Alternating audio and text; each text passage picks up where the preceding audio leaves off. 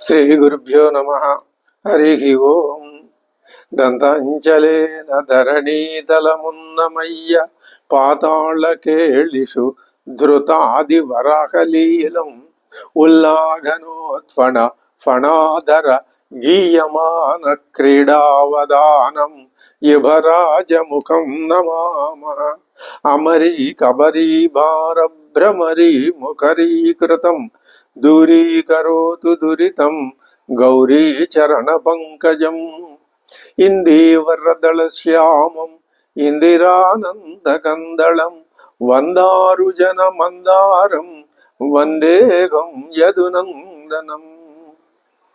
వాగర్ధావివ సంపృక్తౌ వాగర్ధ ప్రతిపత్తయే జగతః పితరౌ వందే పార్వతీ పరమేశ్వరౌ. ఆపదామపహర్తారం దాతారం సర్వసంపదాం లోకాభిరామం శ్రీరామం భూయో భూయో నమామ్యహం. బుద్ధిర్బలం యశోధైర్యం నిర్భయత్వమరోగత అజాడ్యం వాక్పటుత్వం చ హనుమత్స్మరణాత్ భవేతు. తతో యుద్ధ పరిశ్రాంతం సమరే చింతయా స్థితం రావణం చాగ్రతో దృష్ట్వా యుద్ధాయ సముపస్థితం. దైవతైశ్చ సమాగమ్య ద్రష్టుమభ్యాగతో రణం ఉపాగమ్య అబ్రవీద్రామం అగస్యో భగవాన్ ఋషిః. రామ రామ మహాభాగో శృణు గుహ్యం సనాతనం ఏన సర్వా నరీన్ వత్స సమరే విజయిష్యసి. ఆదిత్య హృదయం పుణ్యం సర్వశత్రు వినాశనం జయావహం జపే నిత్యం అక్షయ్యం పరమం శివం. సర్వమంగళ మాంగళ్యం సర్వపాప ప్రణాశనం చింతాశోక ప్రశమనం ఆయుర్వర్ధనముత్తమం. రశ్మిమంతం సముజ్జంతం దేవాసుర నమస్కృతం పూజయస్వ వివస్వంతం భాస్కరం భువనేశ్వరం. సర్వదేవాత్మకో హ్యేష తేజస్వీ రశ్మి భావన ఏష దేవాసురగణాన్ లోకాన్ పాతి గభస్తిభిః. ఏష బ్రహ్మా చ విష్ణుశ్చ శివస్కందః ప్రజాపతిః మహేంద్రో ధనదః కాలో యమః సోమో హ్యపాంపతిః. పితరో వసవః సాధ్యాః యశ్వినౌ మరుతో మనుః వాయుర్వన్యః ప్రజాప్రాణాః ఋతుకర్తా ప్రభాకరః. ఆదిత్య సవితా సూర్య ఖగః పూషా గభస్తిమాను సువర్ణ సదృశో భాను స్వర్ణరేతా దివాకరః. హరిదశ్వ సహస్రార్చిః సప్త సప్తిర్మరీచిమాన్ తిమిరోన్మదన శంభుః త్వష్టా మార్తాండకోంశుమాన్. హిరణ్యగర్భ శిశిరస్తపనో భాస్కరో రవిః అగ్నిగర్భో అదితే పుత్ర శంఖశిశ్రనాశనః. వ్యోమనాథస్తమో భేది ఋగ్యజుస్సామపారగః ఘనవృష్టిరపాం మిత్రో వింధ్యవీధి ప్లవంగమః. ఆతపీ మండలీ మృత్యుః పింగళः సర్వతాపనః రవిర్విశ్వో మహాతేజా రక్తः సర్వభవోద్భవః. నక్షత్రగ్రహతారాణామధిపో విశ్వభావనః తేజసామపి తేజస్వి ద్వాదశాత్మన్నమోऽస్తుతే. నమః పూర్వాయ గిరయే పశ్చిమాయాద్రయే నమః జ్యోతిర్గణానాం పతయే దినాధిపతయే నమః. జయాయ జయభద్రాయ హరియశ్వాయ నమో నమః. నమో నమః సహస్రాంశో ఆదిత్యాయ నమో నమః. నమ ఉగ్రాయ వీరాయ సారంగాయ నమో నమః. నమః పద్మప్రబోధాయ మార్తాండాయ నమో నమః. బ్రహ్మేశానాచ్యుతేశాయ సూర్యాయ ఆదిత్యవర్చసే భాస్వతే సర్వభక్షాయ రౌద్రాయ వపుషే నమః. తమోఘ్నాయ హిమఘ్నాయ శత్రుఘ్నాయ అమితాత్మనే కృతఘ్నఘ్నాయ దేవాయ జ్యోతిషాం పతయే నమః. తప్తచామీకరాభాయ వహ్నయే విశ్వకర్మణే నమస్తమోభినిఘ్నాయ రవయే లోకసాక్షిణే. నాశయత్యేష వైభూతం తదేవ సృజతి ప్రభుః పాయత్యేష తపత్యేష వర్షత్యేష గభస్తిభిః. ఏష సుప్తేషు జాగర్తి భూతేషు పరినిష్ఠితః ఏష ఏవ అగ్నిహోత్రం చ ఫలం చైవ అగ్నిహోత్రిణాం వేదాశ్చ క్రతవశ్చైవ క్రతూనాం ఫలమేవ చ యాని కృత్యాని లోకేషు సర్వ ఏష రవిప్రభుః ఏనమాపత్సు కృచ్రేషు కాంతారేషు భయేషు చ కీర్తయన్ పురుషః కశ్చిన్నావసీదతి రాఘవ పూజయస్వైనమేకాగ్రో దేవదేవం జగత్పతిం ఏతత్త్రిగుణితం జప్త్వా యుద్ధేషు విజయిష్యసి అస్మిన్ క్షణే మహాభాగో రావణం త్వం వధిష్యసి ఏవముక్త్వా తతో గస్యో జగామ చ యథాగతం ఏతచ్ఛ్రుత్వా మహాతేజాః నష్టశోకో అభవత్ తదా ధారయామాస సుప్రీతో రాఘవ ప్రయతాత్మవాన్ ఆదిత్యం ప్రేక్ష్య జప్త్వేదం హర్షపరం హర్షమవాప్తవాన్ త్రిరాజమ్య శుచిర్భూత్వా ధనురాదాయ వీర్యవాన్ రావణం ప్రేక్ష్య హృష్టాత్మా జయార్థం సముపాగమతు సర్వయత్నేన భగత వదే తస్య ధృతో భవతు అధరవిరవదన్నిరీక్ష్య రామం ముదితమనాః పరమం ప్రగృహ్యమాణః నిశిచరపతి సంక్షయం విదిత్వా సురగణ మధ్యగతో వచస్త్వరేతి. ఈ ఆదిత్య హృదయం మనకి శ్రీమద్ రామాయణం అందించేటటువంటి గొప్ప సందేశం. సందేశము అంటే అది మనకి పూర్తిగా అర్థం చేసుకుని మనం ఆచరణలో పెట్టగలిగితే మనకి సరి అయినటువంటి దారిని చూపిస్తుంది. అదే సందేశము అంటే. ఆ సందేశం ఎవరు ఇచ్చారు రామాయణంలో అంటే శ్రీరాముడే. ఆయన ఎలా ఇచ్చాడు అంటే స్వయంగా తాను ఆచరించి చూపించి మీరు కూడా ఇలా ఆచరించండి అని మనల్ని ప్రబోధిస్తున్నాడు అని అర్థం. అది సందేశం అనే మాటకి అర్థం. అంటే ఇప్పుడు మనం ఏం చేయాలి అనే అనుమానం మనకు వస్తుంది. ఏం చేసేదే ఉంది, ఇందులో రాముణ్ణి ఆదర్శంగా తీసుకొని మన జీవితాన్ని మనం తీర్చిదిద్దుకోవాలి. ఈ తీర్చిదిద్దుకోవటం లౌకికంగా ఒక వంతు అయితే, పారలౌకికంగా 3 వంతులుగా గనక మనం నిర్ణయించుకున్నట్లయితే ఈ జీవిత కాలంలోనే ఎంతో కొంత ముందుకి ప్రయాణించి వెళ్ళి గమ్యాన్ని కొంతవరకైనా చేరుకోగలిగినటువంటి పరిస్థితి ఏర్పడుతుంది. అంటే మనం ఏం చేయాలన్నమాట, దాని అర్థం మనం ఈ ఉపాధిలో ఉన్నాం. ఇప్పుడు మానవుడనే ఉపాధిలో ఉన్నాం. పురుషుడైనా స్త్రీ అయినా మానవ ఉపాధే. ఈ ఉపాధికి కొంత పరిధి ఉంది. అది ముందు మనం తెలుసుకోవాలి. ఆ పరిధికి లోబడే మనకి విహితమైన ధర్మం ఏదైతే ఉన్నదో, ప్రతి వ్యక్తికి ప్రతి మనిషికి ఒక ధర్మం అనేది ఉంటుంది. ఎవరు చెప్పరు, చెబితే చెప్పనవచ్చు. తెలుసుకోవాలి. అతడే, ఆ సాధకుడే తెలుసుకోవాలి తన ధర్మం ఏమిటో. తెలుసుకొని ఆ ధర్మం ఏదైతే ఉందో దాన్ని విడిచిపెట్టకుండా ఆచరణలో పెట్టాలి. నేను ఆచరణలో పెడుతున్నాను హో అని 10 మందికి చెప్పుకోవాల్సిన అవసరం లేదు. ఒకవేళ అలా చెప్పుకుంటే అది అహంకార ప్రదర్శన అవుతుంది. అది సాధనా మార్గానికి అడ్డపడుతుంది. ఇవే రావణాది లక్షణాలు. అందుకని ఏం చేయాలి, మనం అహం విడిచిపెట్టాలి. కానీ మనం ఎంత విడిచిపెడదామని చూసినా అహం అణగదు. అది అణగకపోతే ఏమవుతుంది, ఎంత ఉపాసన చేసినా, ఎంత క్రియాకలాపాలు నిర్వహించినా, ఎంత జ్ఞానం మనం సంపాదించామని అనుకున్నా, ఎక్కడ ఉన్నావు గొంగళి అంటే వేసిన చోటే ఉన్నాను అనే కథ పునరావృతం అవుతూ ఉంటుంది. అందుకని ఏం చేయాలి, రావణాసురుడు ఆదర్శంగా ఉండకూడదు, శ్రీరామచంద్రుడే ఆదర్శంగా ఉండాలి. నువ్వు ఎంతవరకు అనుసరించగలిగితే అంతవరకే అనుసరించు. అంటే అనుసరించలేకపోవడం అనేది ఎందుకు వస్తున్నది, నీ బలహీనత వల్ల వస్తున్నది. బలహీనత ఉంటుంది.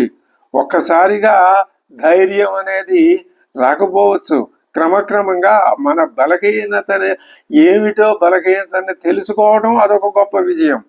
అది తెలుసుకొని క్రమక్రమంగా దాన్ని పోగొట్టుకునే ప్రయత్నం చేయాలి.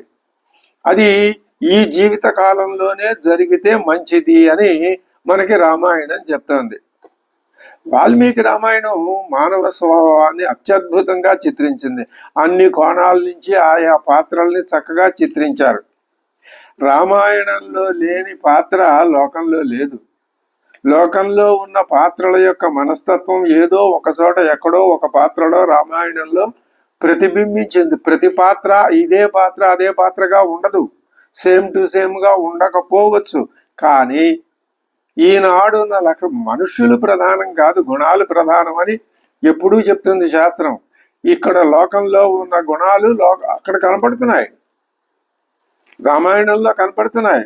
అయితే వాటిని మనం సరి అయిన సందర్భంలో అర్థం చేసుకుని వాటిని మనం ఏ విధంగా రామాయణం చెప్తుందో దాన్ని అలా తీసుకెళ్ళాలి. అంటే మానవ స్వభావంలో ఏముంటుందన్నమాట, మనస్సు, ప్రవృత్తి, శీలం ఇలాంటివన్నీ ఉంటాయి. వీటిని నిరూపించింది రామాయణం. అవి ఈ ఉపాధికి లక్షణాలు. ఇవి ఈ ఉపాధికి లక్షణాలు ఎలా అయినాయి అనే విషయాన్ని ముందు మనం గ్రహిస్తే అప్పుడు మనకి సాధన తేలికవుతుంది. గ్రహించిన తర్వాత ఏం చేయవచ్చును? ప్రస్థానత్రయ ఉన్నది, ఉపనిషత్తులు, బ్రహ్మసూత్రాలు, భగవద్గీత ఇవి చదువుకోవచ్చును. ఉపనిషత్తులు అర్థం కావాలి అంటే శంకర భాష్యం చదువుకోవచ్చును. శంకర భాష్యానికి ఆంధ్రం కావాలంటే మహానుభావులు ఎంతో మంది అందించారు, అవి చదువుకోవచ్చును. అయితే ఇక్కడ లోకంలో ఒక పెద్దల్లో ఒక మాట ఉంది, దాన్ని మనం గౌరవించాలి, మనం వ్యతిరేకించే వాళ్ళం కాదు. ఏమని? పుస్తకాలు చదివితే వచ్చే జ్ఞానం అది జ్ఞానం కాదు, గురుముఖత రావాలి అనే ఒక భావన పెద్దలు అంటూ ఉంటారు. నిజమే. కానీ అందరికీ మరి ఉద్దాలకుడు కానీ లేకపోతే పిపలాద మహర్షులు కానీ అటువంటి గురువులు ఎక్కడ దొరుకుతారు? పైగా ఆనాటికి ఈనాటికి కాలం మారింది కదా. ఒకప్పుడంటే ఉపనిషత్తు గ్రంథాలు లిపి రూపంలో ఉన్నవి మనుషుల చేతికి అందటం అది కష్టసాధ్యంగా ఉండేది. కాబట్టి తప్పనిసరిగా ఆ జిజ్ఞాస ఉన్న వాళ్ళు గురువు దగ్గర చేరి ఆయన ముఖత ఉపనిషత్ వాంగ్మయాన్ని విని తాము ధారణ చేసి బట్టి ఆ విధంగా నేర్చుకోవటం అనేది ఒకప్పుడు ఉండేది. కానీ ఇప్పుడు ఆ పరిస్థితి మారిపోయింది కదా. ఎక్కడికక్కడ ప్రింటింగ్లు, ఫోన్లోనే అన్నీ వస్తున్నాయి కదా. కాబట్టి అందుబాటులో ఉన్నటువంటి పుస్తకాలని తీసుకుని చదివి ఆ జిజ్ఞాస తృష్ణని శాంతపరుచుకోవటంలో దోషం లేదు అని కాలాన్ని బట్టి మనం ధర్మాన్ని కూడా చెప్పుకోవచ్చు. అది సరే. ఆ విషయం అలా వదిలేస్తే ఇప్పుడు ఏం చేయాలన్నమాట? మానవుడు తన స్వరూపాన్ని తెలుసుకోవాలి. స్వరూపం అంటే ఏమిటి? ఆభరణాలకి బంగారం ఎలాంటిదో, కుండ, మూగుడు, చట్టి ఇలాంటి వాటికి మృత్తు ఎలాంటిదో, తరంగాలు, ఫేనం, బుద్బుదాలు ఇలాంటి వాటికి సముద్రం అంటే జలం ఎలాంటిదో, అలాగే ఈ ఉపాధికి మూలం అధిష్టానం అనేది ఒకటి ఉన్నది, అదే నీ స్వరూపం. ఇప్పుడు మళ్ళీ ఇంకొక అనుమానం వస్తుంది. ఆ స్వరూపం ఇక్కడ మీరు రామాయణం చదవమంటున్నారు, రాముడు మనిషా దేవుడా అనే అనుమానం వస్తుంది. రాముడు మనిషి కావచ్చు, దేవుడు కావచ్చు, దాంతో మనకేం పని ఉంది? ఆ విషయం దేవుడు అయితే మనకేమి, ఆయన మనిషి అయితే మనకేమి? మనకు కావాల్సిందేమి? ఆయన కూడా ఉపాధిని స్వీకరించి మన మధ్యలో జీవించి ఆదర్శ పురుషుడిగా నడవడిని ప్రదర్శించి వెళ్ళాడు కదా. కాబట్టి దాన్ని అనుసరించడంలో అనవసరమైన చర్చలు జోలికి పోవాల్సిన విషయం కాదు. రాముడు ఎందుకని ఆయన సర్వజన ఇష్టుడైనాడు? ఆయన ధర్మం కోసం నిలబడ్డాడు. ఏమిటా ధర్మం? వేద ధర్మం. ఒక్కటే మాట. ఆ వేద ధర్మాన్ని గ్రహించటం కష్టం. అది నువ్వు గ్రహించటానికే వేద ధర్మానికి ఒక పోటీని తీసుకొచ్చి నిలబెట్టింది రామాయణం. రామాయణం నిలబెట్టడం కాదు, ఆ పరమాత్మే నిలబెట్టాడు. సృష్టి ఎందుకు చేశాడు ఆయన? సృష్టి చేయకపోతే నేనెవరో నాకే తెలియదు అనుకున్నాడో ఏమో. అందుకని సృష్టి చేసి అందులో ఆయన ప్రవేశించాడని ఉపనిషత్తు చెప్తోంది. ఆ ప్రవేశించడం వలన ఏమైంది అంటే అక్కడ ప్రవేశించి జీవుడైనాడు. ఆయన ఎప్పుడూ స్వరూపంగానే ఉన్నాడు, కానీ ఇక్కడ జీవుడిగా అవతారం ఎత్తాడు. ఇప్పుడు ఈ జీవుడికి స్వరూపానికి మధ్యలో ఘర్షణ చూపించి జీవుడుగా తానే స్వరూపంగా ఉన్న తనని చేరుకునే ప్రయత్నం చేస్తున్నాడు. ఇది అద్భుతమైన విషయం. ఇలా అనుకోకపోతే రెండు, జీవుడు వేరు పరమాత్మ వేరు అనుకుంటే ద్వైతమే. ద్వైతంలో సమస్యకి పరిష్కారం లేదుగాక లేదు. అందుకని ప్రస్థానత్రయం ద్వైతాన్ని ఎక్కడా సమర్థించలేదని శంకర భగవత్పాదులు స్పష్టంగా తమ భాష్యంలో నిరూపించారు. మనలాంటి వాళ్ళకి ఆ భాష్యంలో వారు ప్రసాదించినటువంటి అద్భుతమైన వాక్యాలే మనకి ప్రమాణం తప్ప వేరే ప్రమాణం మనకి అవసరం లేదు. ఇలా చెప్పుకున్న తర్వాత ఇప్పుడు మనం ఏం చేయాలి అంటే, ఆయన రాముడు అవతారం స్వీకరించాడు కదా, కాబట్టి బాధలు కూడా అనుభవించాడు, కష్టాలు అనుభవించాడు, దుఃఖాన్ని అనుభవించాడు. అసలు శ్రీరామచంద్రుడు అనుభవించినంత దుఃఖం, వియోగ భారం మనమేం అనుభవిస్తున్నాం మనకేం తెలుసు? మనం హాయిగా నేను జీవుడిని అనుకుని ఈ ఉపాధిలో పంజరంలో చిలకలాగా అందులో గిరగిరా తిరుగుతూ కూర్చున్నాం. ఏదైనా దుఃఖం వస్తే ఏడుస్తున్నాం, సంతోషం వస్తే ఎగిరి గంతులేస్తున్నాం. ఆయన దుఃఖం అద్భుతమైన దుఃఖం. అది అందరూ ఆ దుఃఖాన్ని పడి తీరవలసిందే. ఎప్పుడు పడతారు అది అర్థం చేసుకోవాలి. ఏమిటి ఆ స్వామివారు అనుభవించిన దుఃఖం? ఆయన తమాషాగా కావాలని అమ్మవారిని దూరంగా పెట్టి, పోని అమ్మవారే కావాలని అయ్యవారిని దూరంగా పెడితే మొత్తం మీద ఏమైంది అంటే దూరం అయింది, విభేదం వచ్చింది. ఇదంతా ఉట్టిది ఆభాస. పోనీ విభేదం వచ్చింది. ఈ విభేదం వచ్చిన స్థితి ఇప్పుడు ఎక్కడ మనకు కనిపిస్తోంది? ఎక్కడికో వెళ్ళక్కర్లా, మనలోనే కనిపిస్తోంది. అప్పుడు ఏం చేయాలి అంటే, రాముని యొక్క ఆ దుఃఖాన్ని మనం సానుభూతితో మన దుఃఖంగా మార్చుకోగలిగితే, ఏ విషయంలో? మన స్వరూపం, నేను నా స్వరూపానికి దూరం అయిపోయానే అనేటటువంటి విధానంగా మనం మలుచుకోగలిగితే అప్పుడు రామాయణం మనకి ఆదర్శం అవుతుంది. ఆ మార్గంలో మనం వెళ్ళినట్టు. అది నీకు చూపించటానికి ఇక్కడ ఒక అద్భుతమైనటువంటి యుద్ధ మధ్యంలో రామాయణంలో శ్రీరామచంద్రుడికి కొంత నిర్వేదాన్ని కలిగించి అప్పుడు అది మన అగస్త్య మహర్షిని పిలిపించి ఆయనతో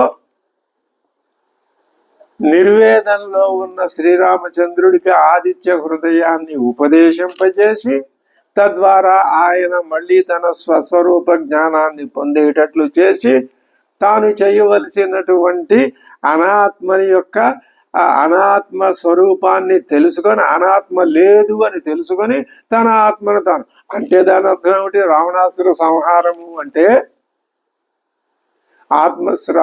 జీవుడు ఆత్మస్వరూపాన్ని తెలుసుకోవటమే. దానికి అడ్డమయ్యేదాన్ని పరిహరించటం అని అర్థం చెప్పుకుంటే ఇది ప్రాథమిక స్థాయిలో కాదు, ఎంతో ఉన్నతోన్నతమైన స్థాయిలో మనం భావం చేస్తే అక్కడ మనకి ఇది సంతృప్తిని కలిగిస్తుంది. ఇప్పుడు మనకి ఆదిత్య హృదయం ఆ మార్గాన్ని సుగమం చేసింది. అంటే అర్థం ఏమిటనమాట? ఆదిత్య హృదయం అసలు ఈ అగస్త్య ఉపదేశానికి అగస్త్యోపదేశం అని పేరు పెట్టచ్చు కదా, లేకపోతే మరొక ఏదైనా పేరు దుఃఖ ప్రశమనం అని ఇలాంటిది ఏదో పేరు పెట్టచ్చు కదా. ఆదిత్య హృదయం అనే ఒక అద్భుతమైన పేరు పెట్టారు. మనకి ఈ ఆదిత్య హృదయంలో ఉన్న ఆ మంత్రవర్ణాలన్నింటినీ కనుక మనం అధ్యయనం చేసుకుంటూ విడితే దీనికి ఆదిత్య హృదయం అనే పేరు ఎందుకు పెట్టాడో, అది ఏ విధంగా సార్థకం అవుతుందో మనకి తర్వాత విశదం అవుతుంది, సుగమం అవుతుంది. ఇప్పుడు ఆయన ఏం చేశాడు? కష్టాలు పడుతూ దిక్కుదోసకుండా ఉన్న సాధకుడు ఇప్పుడు ఏం చేయాలి? పరమాత్మని శరణు వచ్చి తనలో ఆత్మ బలాన్ని నింపుకోవాలి. అలా నింపుకుని ముందుకు వెళ్ళి విజయాన్ని సాధించాలి. ఆ విజయం మనం సాధించామని రుజువేమిటి? ఆ విజయం మన కంటికి కనిపించేది కాదు కదా అని అనిపించవచ్చు. అవును, నిజమే.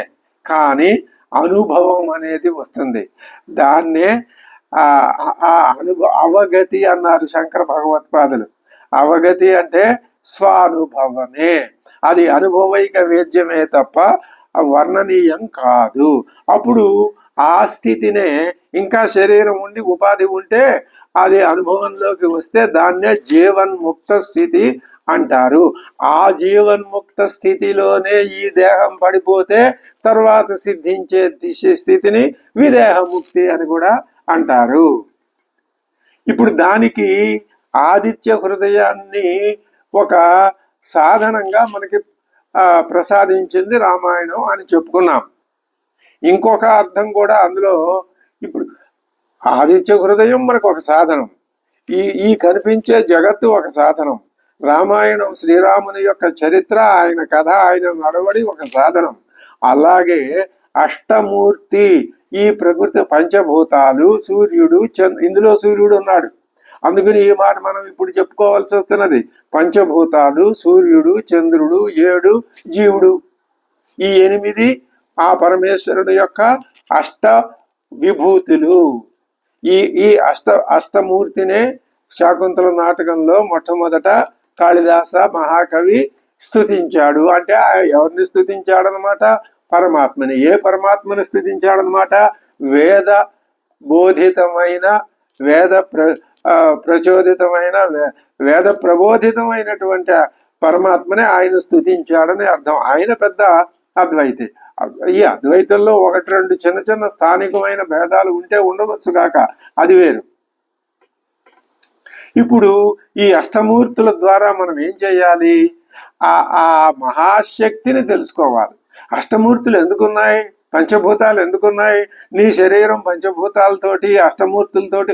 అష్టమూర్తులు పరమేశ్వర చైతన్యం, ఆయన యొక్క విభూతే కాదు, నీ విభూతి కూడా అని నువ్వు అనుకోవాలి. నీ శరీరం, ఈ ఉపాధి కూడా ఆ అష్టమూర్తులతోటే నిర్మించబడింది. ఎందుకు నిర్మించబడి నీకు అందించబడింది నేను తెలుసుకోవటం. ఈ మార్గం ద్వారా నువ్వు వెళ్ళటానికి తెలుసుకోవటం తేలికే. ఎందుకని? కారణం ఆ మహాశక్తి నీలో కూడా ఉన్నది కాబట్టి. ఇప్పుడు దీనికి ఆదిత్య హృదయం అని పేరు పెట్టాడు అన్నాం కదా. ఆదిత్యుడు అంటే సూర్యుడు. కానీ సూర్యుడికి సవిత, రవి, అర్కుడు, భాస్కరుడు, భానుడు, దినమణి, దివాకరుడు అని ఎన్నో పేర్లు ఉన్నాయి కదా. ఈ పేర్లన్నీ కూడా ఏం చేస్తున్నాయి? కొన్ని ఏమో సూర్యుని యొక్క గుణగణాలని తెలుపుతున్నాయి, మరికొన్ని పేర్లేమో ఆయన శక్తి సామర్థ్యాలు. నిజానికి గుణగణాలంటే శక్తి రెండు. ఆ గుణాల వల్ల శక్తి తెలుస్తుంది. శక్తి తెలుసుకోవాలంటే గుణాలు తెలుసుకోవాలి. కానీ ఏదో ఒక విభజన ఉండాలి కాబట్టి అలా చెప్పారు. ఆదిత్యులు 12 మంది. అందులో ఆయన విష్ణువు పేరు కూడా ఉంది. ఎందుకని? ఆయన త్రిలోకాల్ని ఆక్రమించాడు కాబట్టి. ఆ విష్ణువు యొక్క పేరు తీసుకొచ్చి ఆదిత్యుడు ఎక్కడ ఉన్నాడు? సూర్యుడిలో ఉన్నాడు. ఈ మహావిష్ణువే, పరమాత్మే మహావిష్ణువు అనే పేరుతో సమస్తంలోనూ దానికి అధిష్టానంగా, దాని స్వరూపంగా ఉంటూ, ఇప్పుడు ఒక కాసుల పేరుంది, అది దేంతో చేయబడిందన్నాం? బంగారంతో. ఇప్పుడు ఆ కాసుల పేరుని నడిపించేది ఎవరు? బంగారమే. బంగారం లేకపోతే కాసుల పేరుకి అసలు ఉనికే లేదు. అలాగే ఈ జగత్తుకంతా నడిచేది ఎవరి వల్ల? దాని స్వరూపం వల్ల. కాబట్టి దీనికి ఆయన ఆదిత్యుడు సూర్యుడిలో ఉండి నడిపిస్తున్నాడు. ఈ పంచభూతాల్లోనూ ఉండి నడిపిస్తున్నాడు, చంద్రుల్లోనూ ఉండి నడిపిస్తున్నాడు, అన్నింటా ఉండి నడిపిస్తున్నాడు. కాబట్టి ఇప్పుడు ఇది ఆదిత్యుని యొక్క ఆ స్వరూపాన్ని మనం తెలుసుకోగలిగితే, అది ఆదిత్యుడు హృదయం ఏమిటో మనం తెలుసుకోగలిగితే అది మనకి ముందు దారి చూపిస్తుంది అని దీనికి ఆదిత్య హృదయం లేకపోతే ఆదిత్య దర్శనం, నారాయణ దర్శనం అనైనా మనం అర్థం చెప్పుకోవటానికి ఆ మాటల్ని ఉపయోగించవచ్చు. ఇప్పుడు ఈ ఆదిత్య హృదయం స్తోత్రంలో, దీనికి స్తోత్రం అని పేరు కదా, ఈ స్తోత్రంలో మొత్తం 31 శ్లోకాలు ఉన్నాయి. ఇది కొన్ని రామాయణాల్లో 107వ సర్గ కింద, మరికొన్నింట్లో 106వ సర్గ కింద అవేవో పాట భేదాలు ఉంటే ఉండవచ్చును. ఇది 31వది అధరవిరవదన్ నిరీక్ష్యరాము, ఇది శాంతి పాఠం. శాంతి పాఠం అలా పక్కన పెడితే మొత్తం 30 శ్లోకాలు ఉన్నాయని చెప్పారు. విభాగం చేసి చూపించారు పెద్దలు. మొదటి 9, చివరి 9, 18 పోతే మధ్యలో 12, మూడు భాగాలు చేశారు. మొదటి 9 శ్లోకాలకి ఆదిత్య మొదటి 9 శ్లోకాలు ఆదిత్య హృదయానికి పూర్వరంగం, చివరి 9 శ్లోకాలు ముగింపు, పరిసమాప్తి.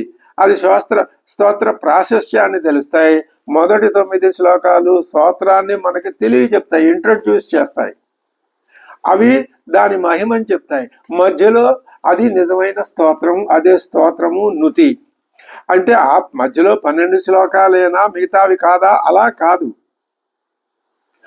గుర్తు పెట్టుకోవటానికి, అర్థం చేసుకోవటానికి చెప్పబడిన విభాగమే తప్ప మొత్తం 31 శ్లోకాలు కూడా ఆదిత్య హృదయంలో 31 మంత్రవర్ణాల కింద మనం భావించటంలో దోషం లేదు అని మనం అర్థం చేసుకోవాలి. ఇందులో మొట్టమొదట శ్లోకం, మొదటి 2 శ్లోకాలు ఎలా ఉన్నాయి అంటే, తతో యుద్ధ పరిశ్రాంతం సమరే చింతయా స్థితం రావణం చాగ్రతో దృష్ట్వా యుద్ధాయ సముపస్థితం దైవతైశ్చ సమాగమ్య ద్రష్టుమభ్యాగతో రణం ఉపాగమ్యాబ్రవీద్రామం అగస్త్యో భగవాన్ ఋషి. భగవాన్ ఋషి అగస్త్య ఉపాగమ్య రామం అబ్రవీత్. ఎవరు ఉపాగమ్య, ఎవరు దరిచేరారు? అగస్త్య. ఆయన ఎవరు? భగవాన్, సాక్షాత్తు భగవంతుడే. అగస్త్య భగవానుడు, సూర్య భగవానుడు, శ్రీకృష్ణ భగవానుడు, శ్రీరామచంద్ర భగవానుడు అని మనం భగవాన్ అనే పేరుతో మన ఇష్టదైవాన్ని పిలుచుకుంటాం. ఇక్కడ వాల్మీకి మహర్షి భగవాన్ అని ఒక విశేషణం వేశాడు అగస్త్య మహర్షికి. పైగా ఆయన ఋషి, భగవాన్ ఋషి మహర్షి. ఋషి దర్శనాత్ ఋషి, ఆయన దర్శించగలడు. దర్శించటం అంటే అర్థం ఏమిటి? మనము దర్శించగలమండి. మనం కూడా, ఎందుకని 2 కళ్ళు ఉన్నాయి కదా, కళ్ళతో చూస్తాం. ఆయన కూడా కళ్ళతోటే చూస్తాడు. ఇంకేమిటి ఆయన గొప్పతనమాట అని వెంటనే అనుమానం వస్తుంది, రావాలి కూడా. ఇదిగో ఇలా ఒక పూర్వపక్షాన్ని తయారు చేసి పట్టుకొచ్చి ఎదురుకుండా పెట్టి ఆ పూర్వపక్షాన్ని ఖండిస్తే అసలైన సిద్ధాంతం ఏమిటో మనలాంటి వాళ్ళ మందబుద్ధుల బుర్రల్లో దూరుతుంది. ఇదే రామాయణంలో వాల్మీకి ఉపయోగించిన టెక్నిక్. ఇది ఆయన సొంతంగా తెచ్చింది కాదు, ఉపనిషత్తులన్నీ అవే చేసినాయి. ఆ ఉపనిషత్తులు చేసిన దాన్ని మనకి వివరించి ఎవరు చెప్పారు? శంకర భగవత్పాదులు చెప్పారు. ఆయన చక్కగా వివరించి అక్కడికక్కడ చెప్పారు. కాబట్టి ఇప్పుడు అగస్త్యో భగవాన్ ఋషి, భగవాన్ మహర్షి అయినటువంటి అగస్త్యుడు. ఈ పేరేమిటి ఇలా విచిత్రంగా ఉంది అంటే, అగం అంటే పర్వతం, మింజ పర్వతం కదా. స్థ్యా అంటే దాన్ని నిలిపేశాడు, నుంచో అంటే అది నుంచుంది అంతే, ఏ పొజిషన్లో ఉందో ఆ పొజిషన్లో. అంటే దాని అర్థం ఏమిటి? ఇక్కడ పర్వతము అంటే అజ్ఞానానికి గుర్తు. అజ్ఞానాన్ని లేకుండా చేశాడు, తన అధీనంలో పెట్టుకున్నాడు.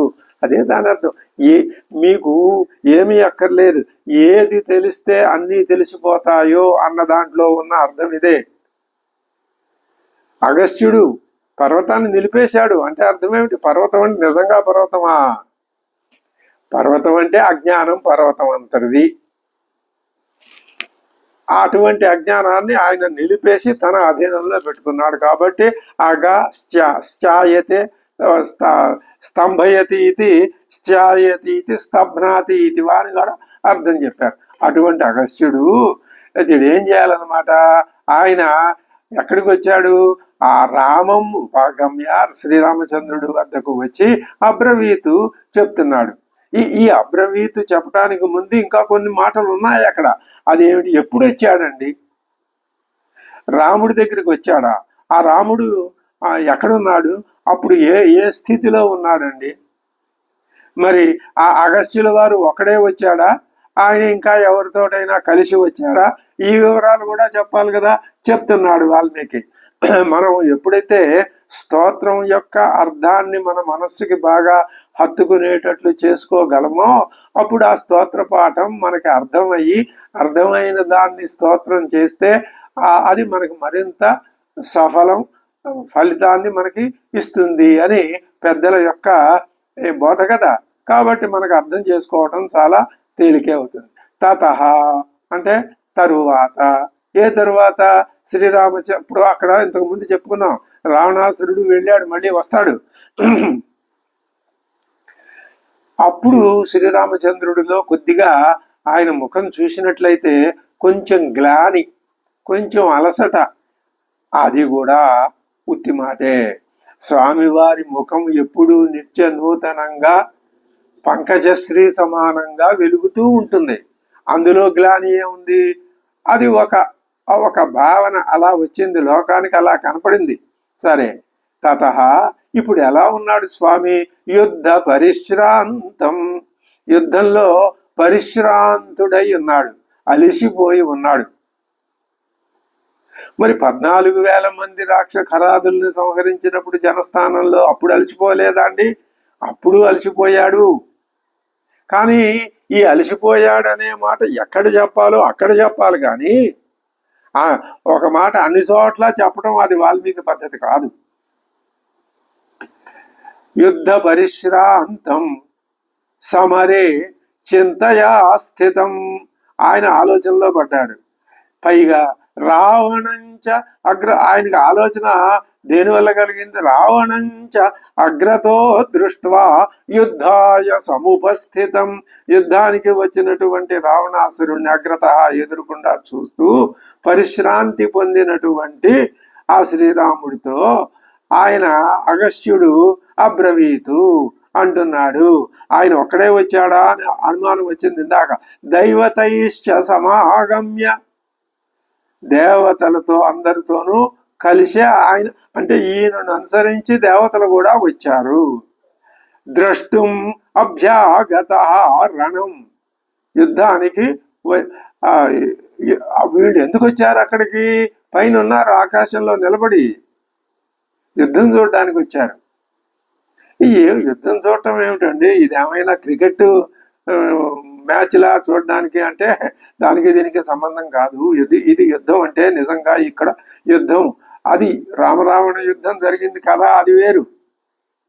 కానీ ఒక వ్యక్తి సాధనా మార్గంలో ఒక సంక్షోభాన్ని అనుభవించినప్పుడు, ఒక సంఘర్షణను అనుభవించినప్పుడు, ఏమిటి దేనికి సంఘర్షణ, ఆత్మభావం తాను పై చేయి పొందాలి అని చూడటం, దానిని కిందకి లాగేసి వైరి భావాలు దాని స్థానాన్ని ఆక్రమించడానికి చూడటం, ఇదే ఘర్షణ.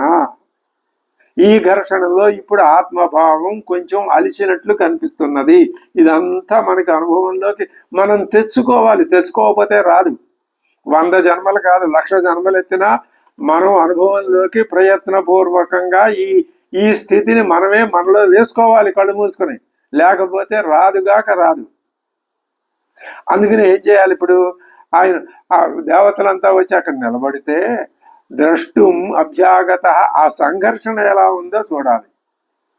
మన దృష్టికి వస్తారు వాళ్ళప్పుడు. ఆయన వచ్చి చెప్తున్నాడు. ఇప్పుడు అంటే ఏంటనమాట, మనం ఒక స్తోత్రాన్ని పఠించేటప్పుడు సామాన్య ధరాతలం నుంచి మనస్సు క్రమక్రమంగా ఎక్కడికి వెళ్తుందట, భూర్భువస్సువర్లోకాలకి పయనించి మహత్తరమైన సత్యాన్ని సాక్షాత్కరించుకొని మళ్ళీ భూమికి తిరిగి వచ్చినట్లు ఉంటుంది. అది ఘర్షణ. ఇందాక అనుకున్నటువంటి ఘర్షణ. ఘర్షణ ప్రారంభం ముందు, ఘర్షణ సమయం, ఘర్షణ చివరిలో, ఈ మూడింట్లో ఘర్షణకు ముందేమిటి? ఆందోళన. ఘర్షణ జరుగుతూ ఉన్నప్పుడు ఘర్షణ ఫలితం ఏమిటి? మళ్ళీ మనం అంటే భూర్భువ సువర్లోకాల్లో విహరించి మళ్ళీ ఉపాధిలోకి తిరిగి వచ్చిన అనుభూతిని ఇలా నిత్యము ప్రతినిత్యము ఇటువంటి అనుభూతుల్ని పొందుతూ ఉండాలి. ఇది స్తోత్రం అంటే. వాల్మీకి రామాయణంలో ఉన్న స్తోత్రాలు అసలు ప్రపంచంలో మనకి ఆధ్యాత్మిక రంగంలో ఉన్న స్తోత్రాల్లో ఉత్తమోత్తమైన స్తోత్రం ఈ ఆదిత్య హృదయ స్తోత్రం, మంత్రరాజం. ఇది ఒక్కొక్క అక్షరం అది మహాపాతకాలని కూడా నశింపజేస్తుంది. ఇదే మాటని నారదుడు కూడా అన్నాడు. ఏమన్నట్ట? ఇదం పవిత్రం పాపఘ్నం పుణ్యం వేదైశ్చ సంహితం యః పఠేద్రామ చరితం సర్వపాపై ప్రముచ్యతే. అసలు రామాయణమే ఆదిత్య హృదయం. రామాయణంలో ఆదిత్య హృదయం కాదు, మొత్తం రామాయణాన్ని ఆదిత్య హృదయంగా సంభావించగలగటానికి ఎంత తీక్ష్ణమైనటువంటి దీక్షా విధానం ఉండాలో ఈ నారదుడి మాటల్లో. ఇదం పవిత్రం పాపఘ్నం. పాపాలను పోగొడుతుంది అంటే ఈ లోకంలో ఉన్న ఈ అర్థం కాదు. పాపం అంటే అర్థం ఏమిటను? పడగొట్టేది పాపం. నిన్ను ఆత్మ ఔన్నత్యాన్ని నుంచి కిందకి లాగేవన్నీ పాపాలే.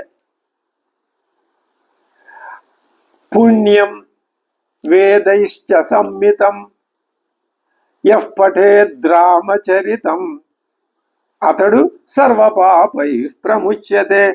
అలాంటి రామాయణంలో ఆదిత్య హృదయం ఇంకా పెద్ద విశేషం చెప్పారు.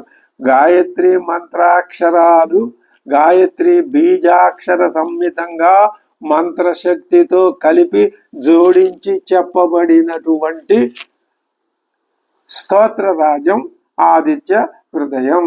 తతో యుద్ధ పరిశ్రాంతం అనే చరణంతో ఆరంభమవుతోంది కదా. కాబట్టి ఈ తత అనే మాట మళ్ళీ మనకి ఇంతకు ముందు వచ్చింది. తతో రావణ నీతాయాహ సీతాయాహ శత్రుఘర్షణ, అక్కడ తత ఆ తరువాత అనే అర్థం. ఈ రెండు శ్లోకాలు కూడా ఈ స్తోత్రం ఏ సందర్భంలో వచ్చిందో మనకి వివరిస్తాయి. ఏ రెండు శ్లోకాలు? తతో యుద్ధ పరిశ్రాంతం అనే శ్లోకము, అలాగే దైవతైశ్చ సమాగమ్య అనే మొదటి రెండు శ్లోకాలు మనకి ఏం చెప్తున్నాయన్నమాట? ఆదిత్య హృదయం ఏ సందర్భంలో సాధకుని యొక్క చేతికి అందుబాటులోకి వచ్చింది, రామాయణంలో మనకి దర్శనమిస్తోంది అనే విషయాన్ని చెప్తున్నాయి. అగస్త్యుడు శ్రీరాముణ్ణి సమీపించడమే ఈ శ్లోకాలకి, ఈ రెండు శ్లోకాలకి తాత్పర్యం. సమీపించినటువంటి అగస్త్యుడు యుద్ధ పరిశ్రాంతిని పొందినటువంటి ఇంతవరకు యుద్ధ పరిశ్రాంతం, ఇంతవరకు శ్రీరాముని చేతిలో మరణించిన రాక్షసులంతా ఒక ఎత్తు, ఇప్పుడు ఈ రావణాసురుడు ఒక ఎత్తు. ఇతన్ని జయించాలి. అది జీవితంలో మనకు కూడా ఇలాంటి అలసట ఎదురవుతుంది. ఇందాక చెప్పుకున్నాం ఘర్షణ. ఈ తతో యుద్ధ పరిశ్రాంతం అనే మాటను వివరించుకునేటప్పుడు మళ్ళీ ఈ భావన వస్తుంది. ఈ అలసట వల్ల ఏమవుతుంది? ఇది ఎక్కడో పరిగెట్టడం, లేకపోతే చింత, దుఃఖం ఇలాంటివి కాదు. ఈ అలసట అంటే ఘర్షణ. ఈ ఘర్షణలో ఒక్కొక్కసారి అలసట మానవుణ్ణి కమ్మి వేయచ్చు, ముంచి వేయవచ్చు. అప్పుడు ఏమవుతుంది? ఆ అలసట వల్ల శరీరానికి కూడా శ్రమ కలుగుతుంది. సహజంగా మానసికమైన అలసట, శారీరకమైన అలసట రెండు కలిసే వస్తూ ఉంటాయి. మంచిదే. అయితే ఇప్పుడు అది ఆ శారీరకమైన అలసట వచ్చిందనుకోండి, అప్పుడు అదేమవుతుంది? మంచిది అవుతుంది. ఇప్పుడు దానివల్ల బాగా వ్యాయామం చేసిన వాళ్ళకి అలాగే. ఈ అలసట బుద్ధికి కూడా కలుగుతుంది.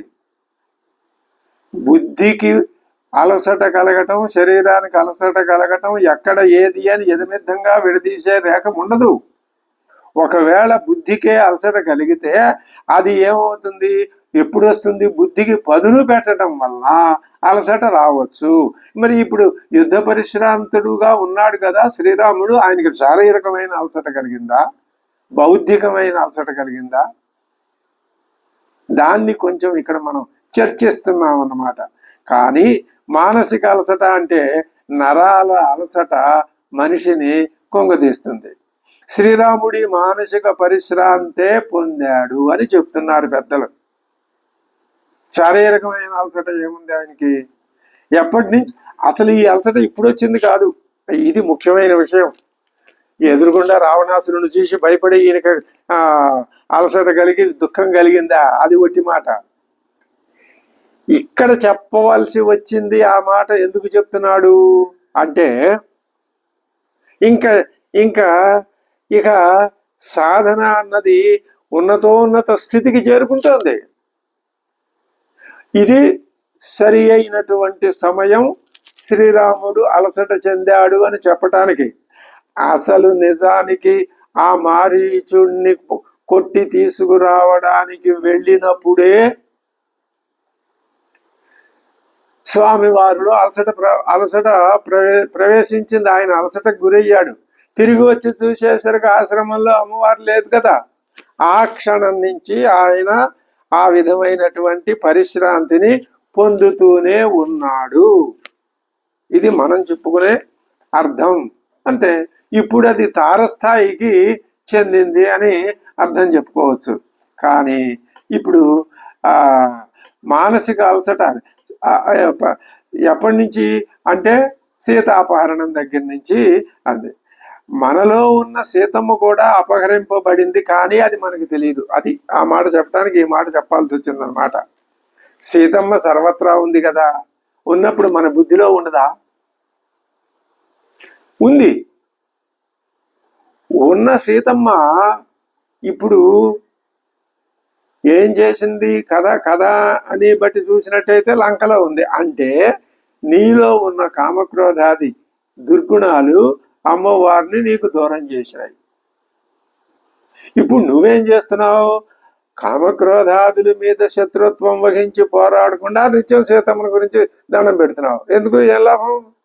ఇవి పోగొట్టాలి. ఇప్పుడు రాముడు ఏం చెప్తున్నాడు? ముందు వీటిని పోగొట్టవయ్యా అని చెప్తున్నాడు. అది రామాయణం యొక్క అంతరార్థం. అదేను, అది శ్రీరాముడు తాను అనుభవించి మనకి చూపిస్తున్నాడు. ఈ విధంగా మొదటి 2 శ్లోకాలు కూడా మనకి ఆ ఆదిత్య హృదయాన్ని పరిచయం చేసినాయి. తతో యుద్ధ పరిశ్రాంతం సమరే చింతయా స్థితం రావణం చ అగ్రతో దృష్ట్వా యుద్ధాయ సముపస్థితం దైవతైశ్చ సమాగమ్య ద్రష్టుమభ్యాగతోరణం ఉపాగమ్య అబ్రవీద్రామం అగస్త్యో భగవాన్ ఋషి. ఈ 2 శ్లోకాల యొక్క అర్థం మనకి తేట తెల్లంగా తెలుస్తున్నది. ఏమని మరొకసారి చెప్పుకుంటే, చింతయాస్థితం, ఆలోచనలో దుఃఖపరవశుడై పరిశ్రాంతిని పొంది, చింత వేరు పరిశ్రాంతి వేరు. ఈ రెండింటికి గురి అయినటువంటి శ్రీరామచంద్రుడు కారణం ఎదురుకుండా ఒక హేతువు చూపిస్తున్నారు. రావణాసురుడు ఎదురుకుండా వచ్చి నిలబడటంతో అనేది ఇక్కడ ప్రేరకం. అటువంటి పరిస్థితుల్లో శ్రీరామచంద్రుడు ఉండగా భగవాన్ ఋషి అగస్త్య ఆయన దైవతైశ్చ సమాగమ్య, దేవతలందరితో వచ్చి ఎందుకు వచ్చాడు ఈయన ఇక్కడికి అంటే యుద్ధం చూడడానికి వచ్చాడు. అగస్త్యుడు కూడా మనలాంటి సాధకుడే. పేరు రూపం 2 వచ్చినాయి అంటే సాధకుడి కింద లెక్కే. ఏది లేకపోతే పరమాత్మే. పేరు లేదు, ఊరు లేదు, ఎక్కడ ఉంటాడో తెలియదు, అంతటా ఉంటాడు అంటారు, కనబడడు, వినబడడు, చెప్పడానికి మనకు నోరు రాదు. అది అటువంటి వీటన్నింటికి అతీతమైన శక్తి ఏదైతే ఉన్నదో అదే పరమాత్మ. ఇవన్నీ కానిదేది ఉన్నదో అదే పరమాత్మ. ఒక్క మాటలో చెప్పాలంటే ఏది కాదు. ఏది కాదంటే ఆ మాట కూడా కాదు. అది పరమాత్మ అంటే. కాబట్టి అగస్త్యుడు మనలాంటి సాధకుడే, శ్రీరామచంద్రుడు కూడా మనలాంటి సాధకుడి వేషం వేసుకునే వచ్చాడు.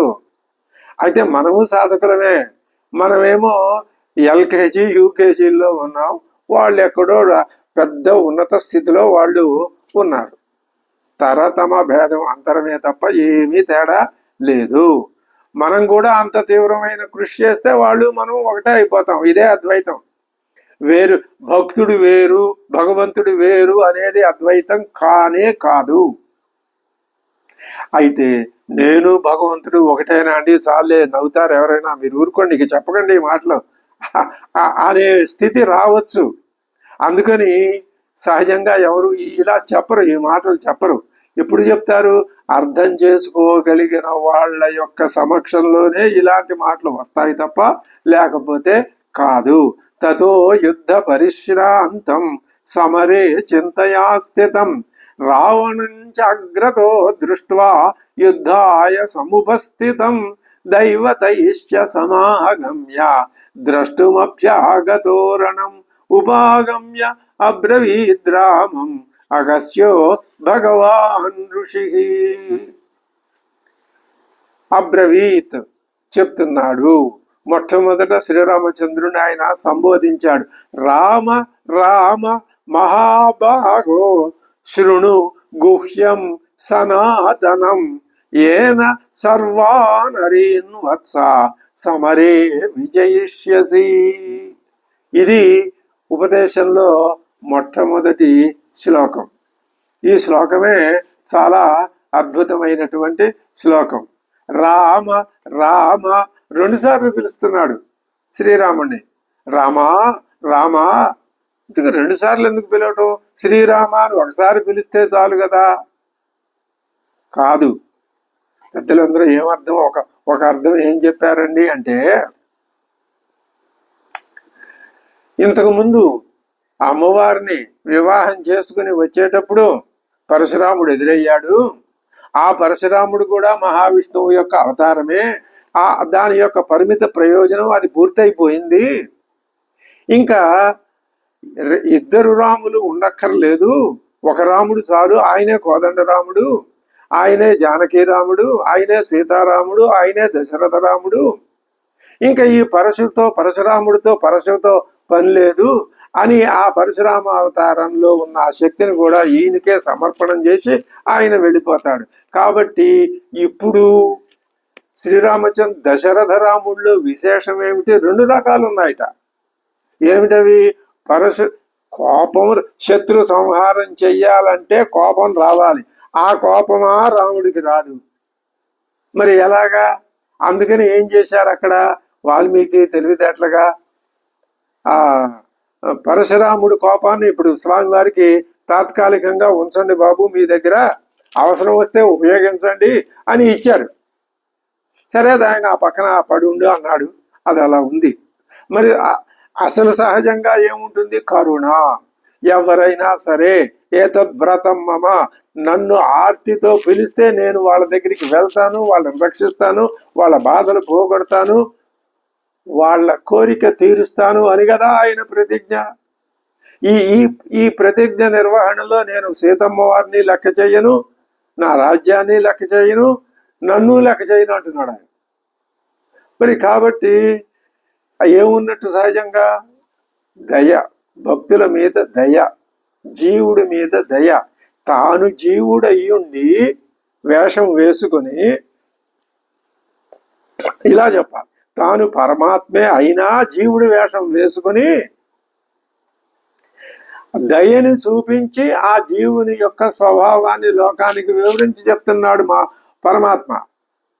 అంటే ఉన్నది కారుణ్యమే. మరి ఇప్పుడు ఏం కావాలి? కోపం కావాలి. అందుకని అగస్త్యుడు ఏమో సామాన్యుడా, ఆయన మహానుభావుడు, మహర్షి. ఆయన ఏం చేశాడు? రామ రామాను 2 సార్లు పిలిచేసరికి ఇప్పుడు శ్రీరాముడు ఇప్పటిదాకా యుద్ధంలో అసలు ఇంతవరకు కోపమే రాలేదు స్వామివారికి. ఇప్పుడు 2 సార్లు పిలిచేసరికి కోపం వచ్చి తీరుతుంది. వచ్చేసింది, కోపం ఆవహించింది స్వామివారిని. ఎప్పటిదాకా ఉంటుంది? ఆ రావణాసురుడు పడిపోయేదాకా ఉంటుంది. తర్వాత ఏమవుతుంది?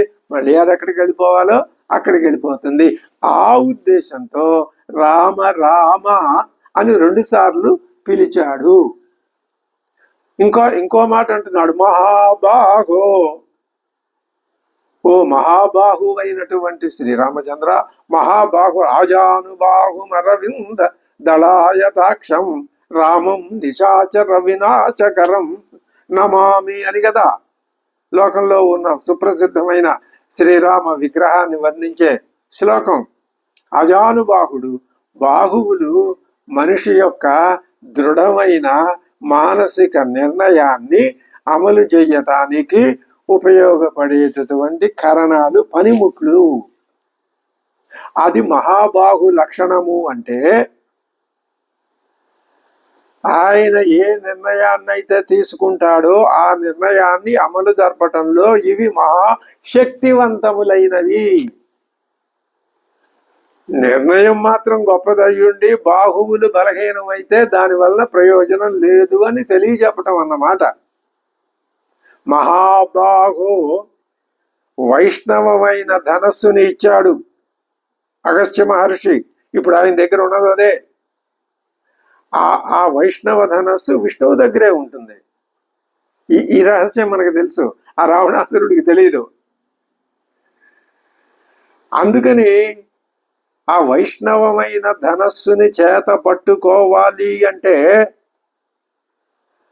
అది మహాబాహువైన విష్ణువుకే సామర్థ్యం ఉంటుంది తప్ప మరొకరికి ఉండదు. మరి ఇప్పుడు ఈ కోదండరాముడు పట్టుకున్నాడు అంటే ఈయనే మహావిష్ణువు అని ఆయనకి తన మహావిష్ణుత్వాన్ని గుర్తు చెయ్యడానికి మహాబాహో అనే సంబోధన. రామరామ అనే 2 సంబోధనలు ఎందుకు వేశారో అవి ఏం గుర్తుకు చేయటానికో. అది ఇప్పుడు గుర్తుకు చేయటం అంటే, ఇప్పుడు మనం దేవాలయానికి వెళ్ళి అక్కడ పూజారి ఆయన మంత్రాలు చెప్తాడు. ఆ మంత్రాలన్నీ దేవుడి స్తుతే కదా. ప్రతినిత్యం దేవుడికి ఆయన గుర్తు చేయాలా. మనం ఎదురుకుండా నిలబడి ఆయనకు గుర్తు చేస్తున్నాము అంటే మనకి మనం గుర్తు చేసుకుంటున్నామని అర్థం. అందుకని ఇప్పుడు శ్రీరాముడికి గుర్తు చేయటంలో ఉన్న విశేషం, అంతరంగం అది. రామ రామ మహాబాగో శృణు గుహ్యం సనాతనం ఏన సర్వాన్ అరేన్ వత్స సమరే విజయిష్యసి. శృణు, నేను ఒక మాట చెప్తాను విను. ఏమి చెప్తారవయ్యా నువ్వు? గుహ్యం, రహస్యం. సనాతనం, ఎప్పటి నుంచో ఉన్నటువంటి విషయం అది. అది గనక నీకు అధీనం అయితే దాని చేత హే వత్స, ఇంకొక సంబోధన పెడుతున్నాడు, వత్స నాయన. సాధారణంగా ఈ వత్స అనే మాట తండ్రి కొడుకుని ఆదరంతో, అభిమానంతో, ప్రేమతో శిరస్సు మూర్ఖుని అనేటప్పుడు పుత్రవాత్సల్యంతో తండ్రి అంటాడు, వత్స నాయన బాబు రారా అని అంటాడు. ఆ విధమైన వాత్సల్యంతో అంటున్నాడు 3 సంబోధనలు. రామరామ మహాబాహో వత్స. నాయన, ఏ గుహ్యమైన, ఏ సనాతనమైన, ఏ గుహ్యమైనటువంటి నేను చెప్పబోయే ఈ ఉపదేశం, ఈ స్తోత్రం, ఈ స్తోత్రరాజం ఉన్నదో అది గనక నీకు స్వాధీనం అయితే నువ్వు విని ఒకసారి కాదు 3 సార్లు నువ్వు జపించినట్లయితే అప్పుడు సమరే అరీన్ విజయిష్యసి, యుద్ధంలో శత్రువుల్ని జయించగలవయ్యా. అది నీకు నేను చెప్తాను.